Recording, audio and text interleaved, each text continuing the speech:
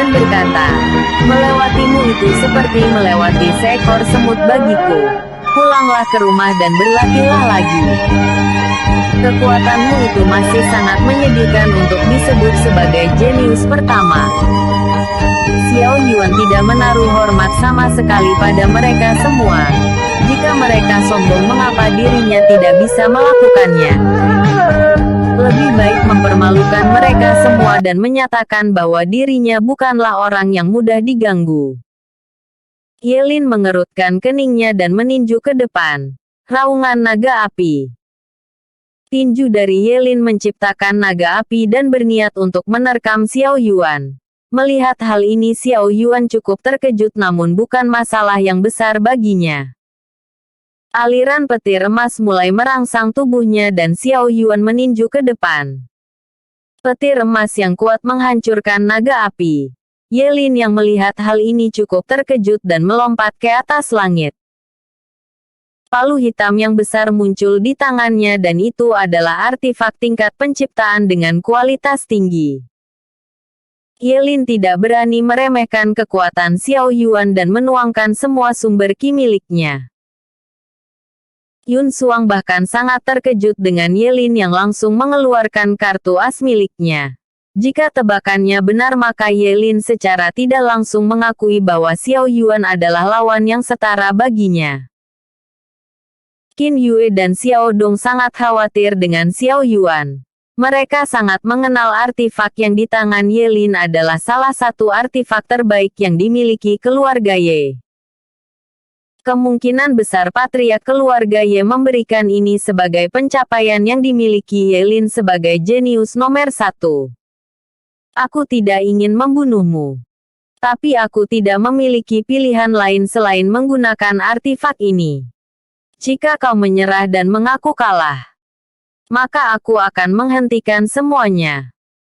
Ye Lin berniat untuk mengakhiri semuanya dalam satu gerakan, namun dia juga tidak ingin membunuh Xiao Yuan. Dalam mimpimu, majulah dan aku akan menghancurkan palu yang kau banggakan itu. Xiao Yuan diam-diam menuangkan sumber ki miliknya ke dalam tato di punggung tangan kanannya.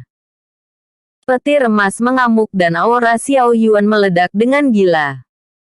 Bukan masalah besar untuk mengalahkan Ye Lin. Namun artifak yang dibawanya ini cukup merepotkan dan tidak ada pilihan selain menggunakan tinju raja. Ye Lin berteriak dengan keras dan melesat ke bawah seperti sebuah meteor. Palu besar di tangannya memancarkan aura membunuh yang mengerikan dan semua orang berlari menjauh dari medan pertarungan. Xiao Yuan terbang ke langit dan melesat ke arah Ye Lin dengan petir emas yang sangat kuat. Ye Lin mengayunkan palu di tangannya dan Xiao Yuan meninjunya. Aura yang kuat membombardir tempat itu dan semua orang merasa lega karena berhasil lari dari tempat pertarungan. Gurong yang melihat hal ini dari jauh sudah tidak peduli. Segera dia terbang menjauh dan melarikan diri demi keselamatannya. Pertarungan mereka terlalu ganas dan apapun hasilnya lebih baik lari dari Xiao Yuan. Asteris krak. Asteris. Palu di tangan Ye Lin mulai menunjukkan retakan dan terlepas dari tangannya. Xiao Yuan tidak melewatkan kesempatan ini dan menerjang Ye Lin dengan gila. Asteris bang. Bang. Bang. Asteris.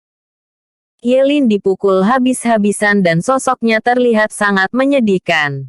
Bahkan setelah menggunakan artifak dia masih tidak mampu menandingi Xiao Yuan yang tidak menggunakan apapun.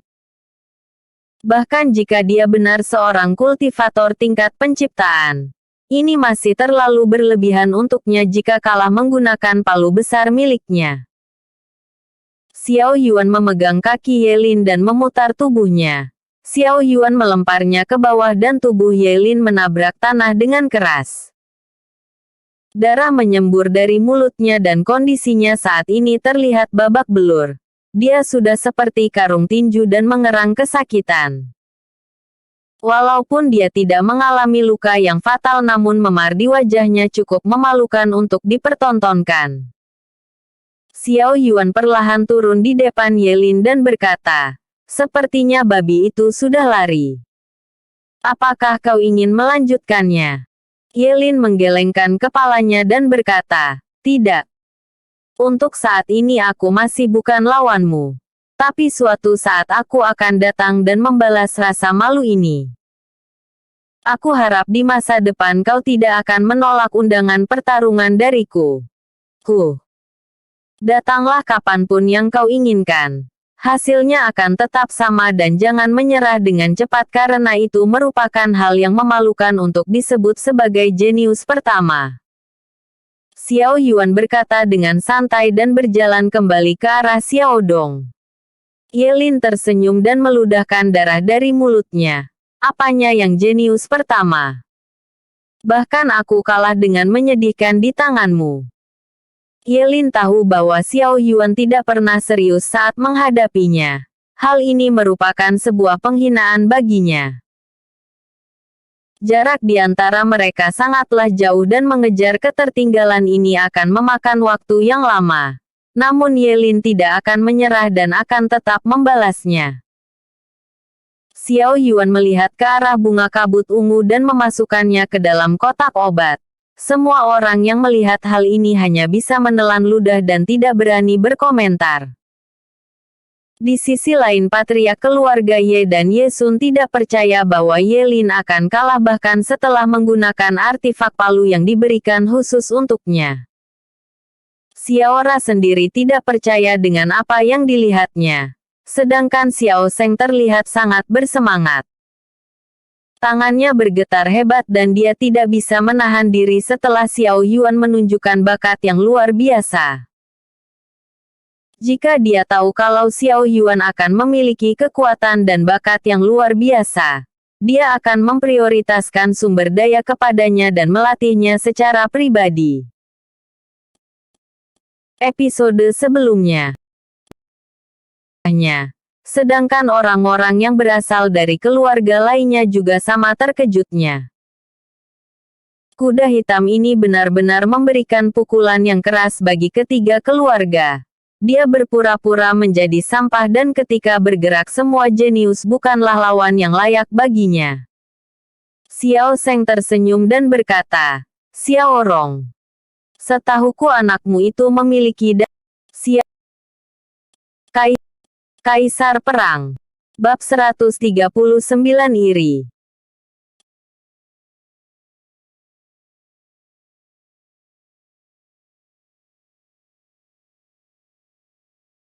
Bab 139 Iri.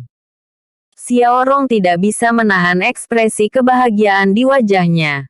Sedangkan orang-orang yang berasal dari keluarga lainnya juga sama terkejutnya. Kuda hitam ini benar-benar memberikan pukulan yang keras bagi ketiga keluarga. Dia berpura-pura menjadi sampah dan ketika bergerak semua jenius bukanlah lawan yang layak baginya. Xiao Sheng tersenyum dan berkata, Xiao Rong. Setahuku anakmu itu memiliki dantian yang cacat sebelum dia pergi. Anakmu menyembunyikan dirinya dengan baik. Bahkan mata orang tua ini tidak dapat melihatnya dengan benar. Ada di tingkatan apa Xiao Yuan sekarang? 2 tahun lalu dia memang masih tidak bisa berlatih. Tetapi dia tidak sengaja bertemu dengan alkemis yang tahu kemalangannya. Jadi alkemis itu membantunya untuk sembuh dan dengan usahanya sendiri Xiao Yuan mencapai titik ini. Sekarang dia berada di tingkat penciptaan lapisan pertama dan kekuatan tempurnya setara dengan diriku. Xiao Rong berkata dengan jujur. Semua orang yang mendengar hal ini sangat terkejut. Memulai awal dari kultivasi dan mencapai tingkat penciptaan hanya dalam 2 tahun. Kecepatan ini bahkan tidak bisa dibandingkan dengan tokoh-tokoh besar dari benua Zien di masa lalu. Kemungkinan besar bakatnya melebihi Xiao Sheng dan Xiao Yuan mungkin dapat menerobos belenggu menjadi kultivator tingkat origin termuda di masa depan. Bahkan mungkin dia akan berada di tingkat origin lapisan ketiga di masa depan. Bakat seperti ini sangatlah langka dan membuat keluarga lainnya cemburu karena keluarga Xiao melahirkan keturunan seperti ini. Xiao Zheng meremas pegangan kursinya dan membuatnya patah. Jika saja dia mengetahui hal ini dari dulu maka Xiao Yuan akan menjadi kandidat patriark yang sangat cocok. Namun dia sudah berjanji kepada Xiao Rong untuk tidak melibatkan Xiao Yuan dalam masalah ini. Jadi dia tidak mungkin bisa menarik kembali ucapannya begitu saja. Selamat untuk keluarga Xiao karena mendapatkan tuan muda yang berbakat. Sungguh aku sangat iri dalam hal ini. Jika aku memiliki cucu sepertinya maka aku akan melatihnya dengan tanganku sendiri. Ye Sun dan Tang Ru berkata dengan jujur. Xiao Zheng tersenyum bahagia dan ini adalah kali pertama dia merasa bangga dengan keluarganya sendiri. Generasi Xiao Ra dulu tidak ada bedanya dengan Xiao Kang dan hal ini cukup mengecewakan baginya. Tapi sekarang kemunculan Xiao Yuan merubah segalanya. Akhirnya dia bisa mengangkat kepalanya tinggi-tinggi dan menerima sanjungan yang layak sebagai keluarga nomor 1 benua Zien. Selama Xiao Yuan masih bisa berkembang maka di masa depan keluarga Xiao tidak akan jatuh bahkan setelah kematiannya. Xiao Yuan adalah orang yang cocok untuk menggantikannya namun sangat disayangkan karena dia tidak ingin menjadi patriark. Di sisi lain Xiao Yuan mengobrol bersama Xiao Dong dan menjelaskan semua maksud kenapa dia menyembunyikan kekuatannya sampai saat ini. Xiao Dong perlahan mulai mengerti dan jika Xiao Yuan menunjukkan dirinya maka secara otomatis kakek mereka akan menunjuknya sebagai pewaris patriark selanjutnya. Sedangkan Xiao Yuan sendiri tidak ingin bermusuhan dengan mereka bertiga dan menjadi patriark keluarga. Karena itulah dia tetap diam dan menyembunyikan kekuatannya. Qin Yue diam-diam mendengar hal ini dan mulai mengerti. Yah, kau menunjukkan sesuatu yang memalukan pada diri kami. Posisi patriark membuat kita bertiga saling membenci dan bertarung untuk memperebutkannya. Aku benar-benar malu pada diriku sendiri. Xiao Dong mengakui bahwa tindakan yang dilakukannya sangatlah tidak pantas. Kita sesama saudara dan bahkan jika kalian berniat untuk saling membunuh satu sama lain, aku akan datang dan menghentikannya. Kakak dan aku memiliki tujuan yang berbeda. Kalian bertiga mengejar kenyamanan dalam posisi patriark, sedangkan aku mengejar puncak bela diri yang sebenarnya. Bagiku menjadi patriark hanya membuang waktu. Jadi aku sama sekali tidak menginginkannya. Kata Xiao Yuan dengan jujur. Lakukan apapun yang kau inginkan. Kakakmu ini akan selalu mendukungmu. Xiao Dong menyentuh bahu Xiao Yuan dan terlihat sangat bangga. Kesadaran ilahi Xiao Yuan menyebar dengan luas dan mencari keberadaan kedua saudaranya yang lain. Xiao Yuan sudah memberikan mereka tanda jiwanya dan seharusnya tidaklah sulit untuk menemukan mereka. Kakak kedua. Mintalah orang-orangmu mencari kakak pertama dan ketiga. Aku memiliki firasat yang tidak enak. Kemungkinan besar akan ada kejutan yang tidak menyenangkan. Kita tidak bisa mengabaikan keselamatan mereka. Xiao Yuan berkata dengan cemas. Aku mengerti. Kalau begitu aku dan yang lainnya akan mencari mereka. Kau tetap di sini dan pastikan untuk tetap berhati-hati. Kata Xiao Dong yang terlihat serius. Xiao Dong tidak tahu pasti arti di balik kecemasan Xiao Yuan. Namun untuk saat ini lebih baik tidak mengabaikan peringatannya. Segera Xiao Dong pergi bersama dengan orang-orangnya untuk mencari Xiao Kang dan Xiao yang sesuai arah yang ditunjukkan Xiao Yuan. Xiao Yuan menghela nafas dan melihat ke arah Qin Yue. Segera dia memutar arah dan pergi menghindarinya. Qin Yue merasa sangat kesal dan mengejar Xiao Yuan. Dia berjalan di sampingnya dan tersenyum dengan hangat. Entah mengapa Xiao Yuan merasa tidak nyaman dengan hal ini. Segera dia duduk tenang di bawah pohon dan Qin Yue bergegas ke sampingnya. Nona. Kita tidak memiliki hubungan apapun dan jangan mengikutiku seperti belatung. Hal ini benar-benar sangat mengganggu, kata Xiao Yuan dengan kesal. Jangan terlalu jahat. Kau sudah merebut ciuman pertamaku. Sebagai pria sejati maka kau harus bertanggung jawab untuk itu, kata Qin Yue dengan ramah. Kau sendiri yang melakukannya. Kenapa aku yang harus menanggung batunya? Xiao Yuan berkata dengan kesal. Episode sebelumnya. Bab 138 Kejutan. Episode berikutnya. Bab 140 Pengaturan yang terencana.